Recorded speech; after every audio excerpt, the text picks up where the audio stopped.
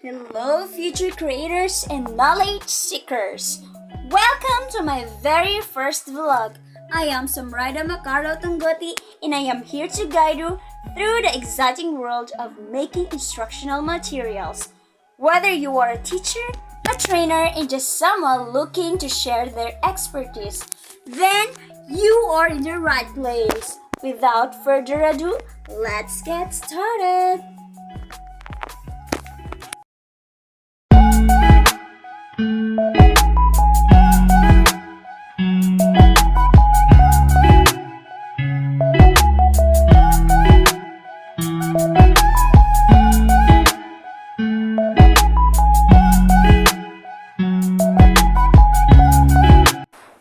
So, pinili ko yung yellow para ma-identify talaga siya na pencil. After that, yung red naman para doon sa gilid, paligid ng yellow. Then, kinat-cut ko siya, nilagay. Tapos, nagkat ako ng ganyang shape. Yung blue naman is yan yung paglalagyan ng definitions ng mga term. Then triangle, nagkat ako ng triangle.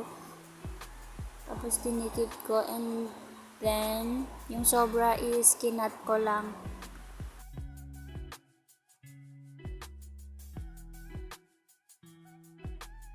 Nagkat ako ng maliit ng carton, ganyan shape, tapos nilagan ko siya ng takip na blue para hindi siya ma-identify.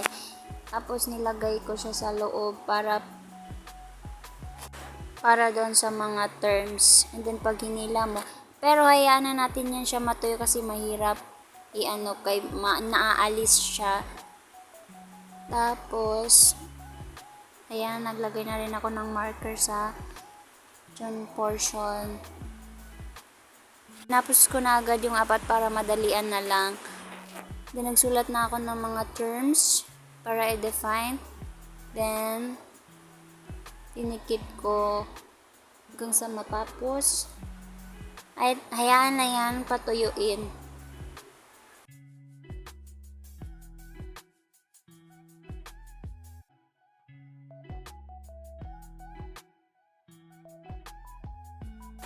Habang pinapatuyo yan is nagsulat na rin ako agad ng mga definitions para madalian na siya. Tapos, yung dalawang cartoon nilagyan ko na ng cartolina para matakpan yung mga tinatago niyang kapintasan. Charot. So, ayan, dinikot ko na siya and then may nilagay akong parang eraser para mas realistic naman siya. Ayan. So, after that, tinapos ko na siya para madalian na sa pag-video. And then, nag-cut na rin ako ng parang sa portion na paglalagyan ng ating topic. Sa pinakataas, ayan.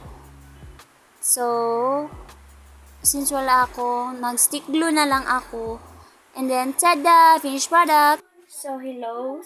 And natapos rin yung aking gawa. So, this is the finished product ng aking instructional materials. So, as you can see, basic, lang siya. Simple lang siya, but it is full of knowledge. So, ang tawag ko dito is gate, pencil gate. Okay. So, first, you're gonna pull out, and then you can also read the definitions of each term, each sentence, types of sentences. So, there it is. And thank you for watching and sana may natutunan kayo sa ginawa ko ngayon. And thank you for watching. Bye! I will end my vlog.